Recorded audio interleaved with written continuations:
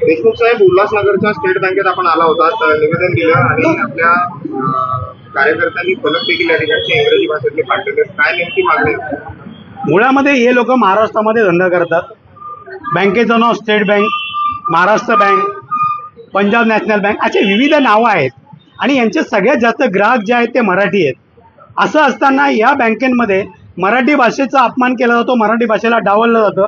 सन्माननीय राजसाहेबांनी गुढीपाडव्याच्या मेळाव्यामध्ये सांगितलं होतं की तुम्ही तुमच्या बँकांचे बोर्ड बदला, ते मराठीत लावा आणि तुमच्या बँकांमध्ये जे काही कर्मचारी काम करतात त्या कर्मचाऱ्यांना मराठी भाषा आली पाहिजे.